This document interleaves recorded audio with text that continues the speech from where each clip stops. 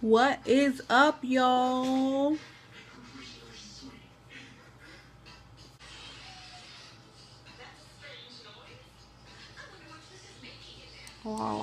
I'm finally here to tell you the story of when the child was welcomed to Earth.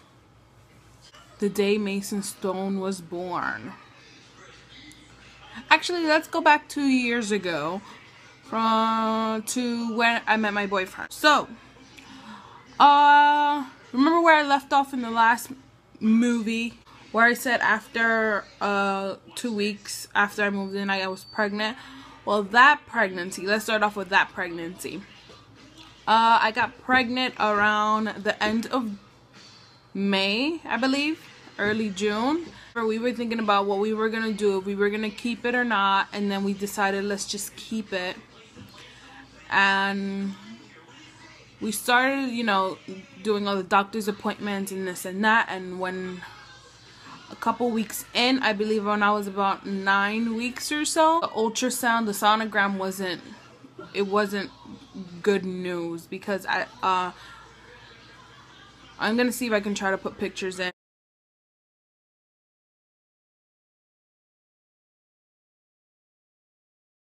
Yeah, in the sonogram it showed that she had a pocket in her sac at the back of her head, and it was filled with fluid. They did what was that test? I forgot what that testing is called, where they go inside and they take a sample from the sac. So around I remember around my birthday, I was 12 weeks. I was told that she had Turner syndrome. So for those who don't know what Turner syndrome is, it's where the I believe that you don't have certain chromosomes, or instead of having 24 chromosomes like you should, you have an extra one, or you don't have an extra one, something like that. And it usually occurs in female babies, and you don't have ovaries, and your arms are long, and your neck kind of, instead of, you see how your neck goes like this and then like this, it goes from like, you basically have no neck, so it just goes like this. And they usually don't live long, from what my doctor have told me. And then she said, how rude. And she said if I wanted to keep it, the pregnancy would not have gone to term, or she would have died young, and we didn't want to go through that.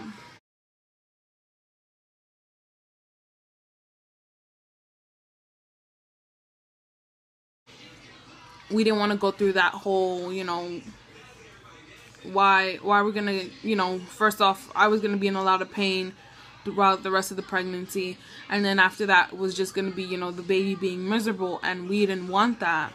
So we decided to terminate the baby, which was pretty hard for us. I remember when they told us all this, I barely remember anything the doctor was saying. I just broke out in tears. All I wanted was for her to get out of the room, because I just wanted to cry. And then me and my boyfriend, we both cried the whole way home, basically. And I was down for about a week or so, and then I realized, everything happens for the best. On the 16th of April, I believe, of 2012, I had the abortion, and then seriously, about 4 weeks later, I was pregnant again.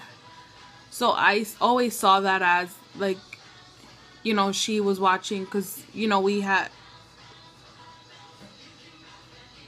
she is like my angel, I call her, because I wanted it so bad, and it didn't happen for me, and then it did. So I felt like, she was watching from us. When you become pregnant, I'm not sure if this is everyone, but this happened both times I was pregnant, I knew the sex of the baby. I knew he wanted a boy. The first time I was pregnant, he wanted a boy so bad, so I was just looking for like you know, baby stuff, clothes, cribs, accessories, blah blah blah. In my mind, I would say it's a boy. Every time I would shop girls, and it would be everything pink, but I never knew why. After I found out it was Turner's and all that, then I assumed it must have been a girl, because I had that feeling that it was a girl. Same thing happened when I was pregnant the second time. I knew it was a boy. Like, even before I was pregnant, I remember thinking, why do I want to be like a boy? I wanted to dress in sweats and jeans, and I don't freaking wear jeans. If you know me, I haven't worn jeans in about 7 years.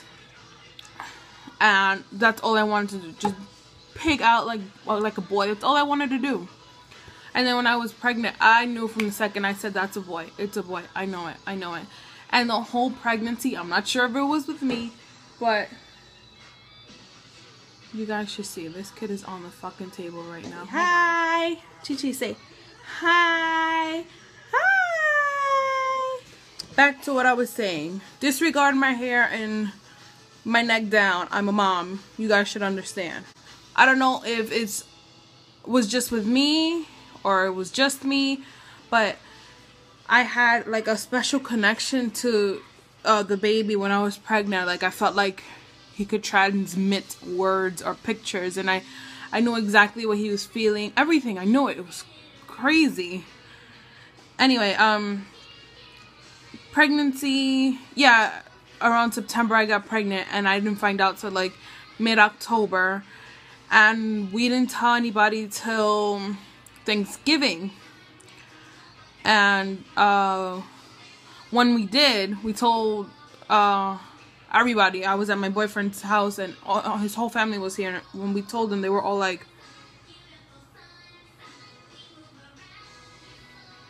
because after the first time, they gave us that face like, really? So now they were like, are you kidding? And then that same night, we all had plans to go, I think, to a club. And then I started bleeding, like I had my period, like it was heavy. So I got scared, and I said, well, I think we should go to the hospital.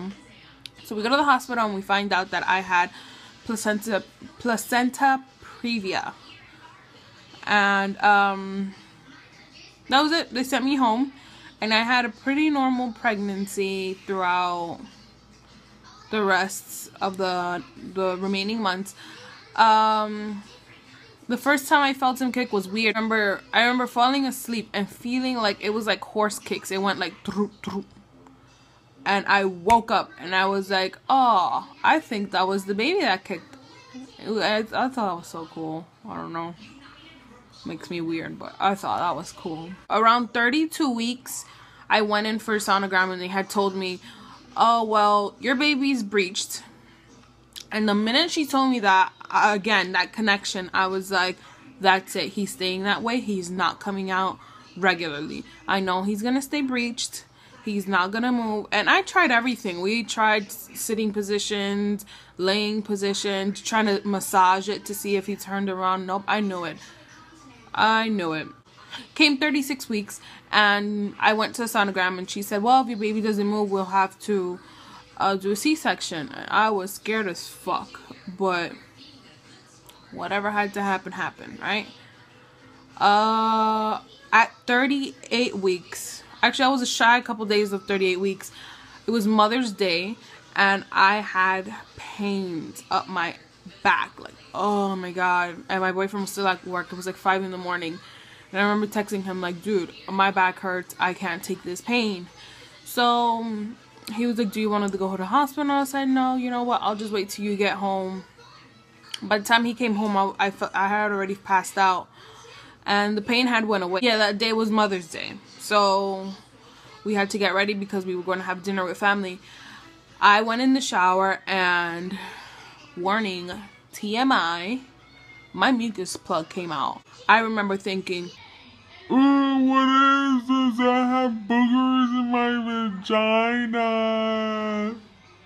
It was creepy. I don't know if you went through it, but... And that whole day I had like dripping like water or like fluid. I don't even know what that is. So I had people telling me, oh, well, maybe your water broke. Maybe you should go into the hospital. I'm like, but I don't have any pain. And people were like, well, it takes time. So, you know, maybe you're in labor, but, you know, sometimes it takes time. So whatever. And I was just like, you know what? If I don't feel any pain, I'm not going to no hospital because I'm not going to be sent back. Then on that Tuesday, the 14th, was my 38th week. So I had an appointment. I went to go see my doctor and she had told me I had high blood pressure. So she's like, you know what? Let's just take you, send you to the hospital and monitor you to see if the baby's okay. So that's what we did. And I remember standing outside waiting for my boyfriend to come around with the car. And I remember thinking like, I'm not ready, not yet. So we go into labor and delivery and they're like, you know what? Let's get you set up in a room. And I'm thinking here like, just check me for my high blood pressure and I'll go home and wait my 2 weeks and come back. Nope, I'm sitting there eating ice chips. Then they put me in a gown and you know, they put everything all together, you know, all that monitor stuff on your belly. So, I waited maybe an hour or so and my OB called the hospital and told them that I guess because I was, you know, they already know I had high blood pressure. My doctor had told them to just prepare me for my C-section.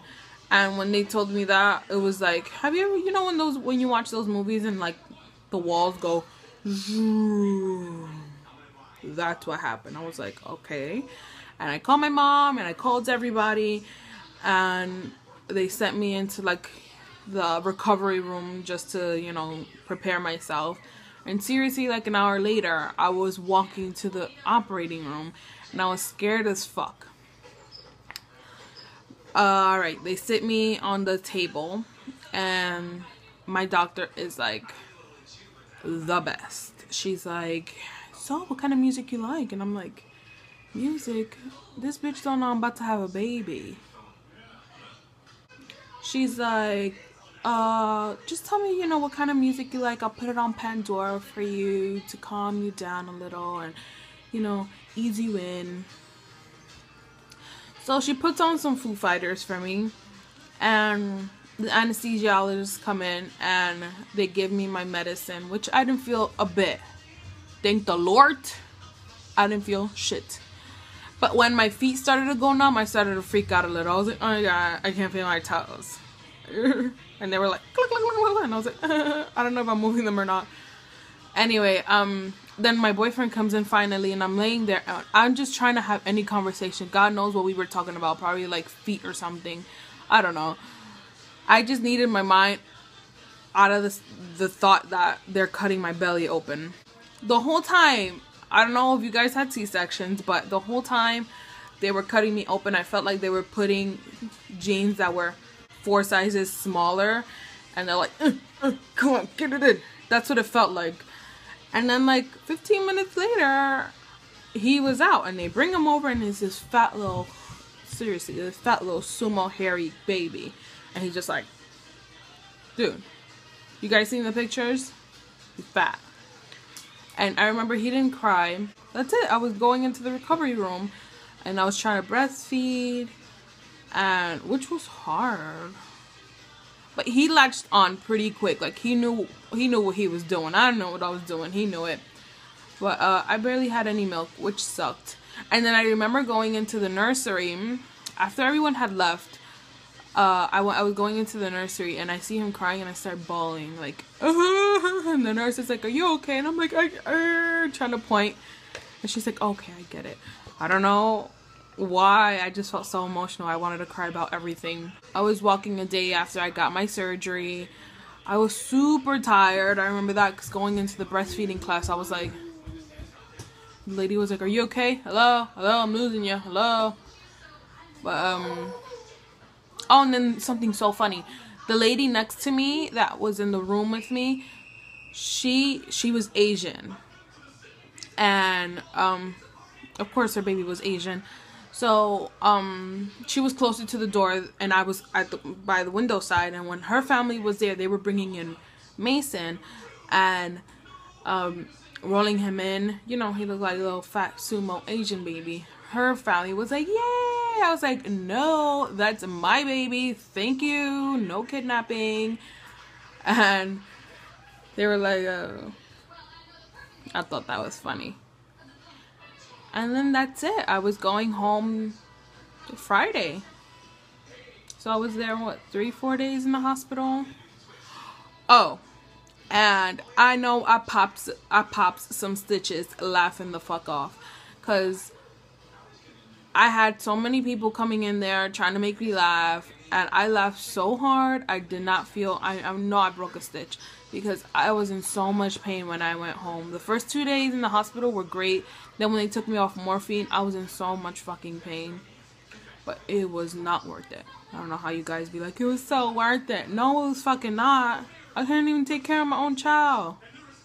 But seriously, I think I lucked out with the whole baby having situation without feeling any pain. I never felt any pains or contractions. I kind of feel like I was cheated out of labor.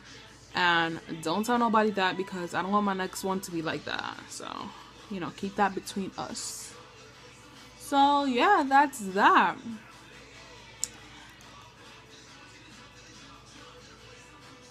It's my creepy smile. So, yeah, that's that. I mean, I think that's pretty much covers the whole delivery. And by the way, my hospital is the ish. I recommend everybody. It's the Lenox Hill Hospital in Midtown, 77th and Park, I think. 77th and Lex. It is the best. I had the best labor, delivery, sonograms, everything. And it's 24 hours visiting. There's no, 7 o'clock, you gotta go home. No. If you wanted to stay with me overnight, which nobody did, you could have. So hop on right over there. Tell them I sent you. Now, don't tell them that. Just, just hop on right over there and have your baby, and that's it. But, yeah, I think that's it. So, if you guys want to keep up with me and my sumo baby over her, my fresh beat band, loving baby, I'll see you ass on Instagram. See ya.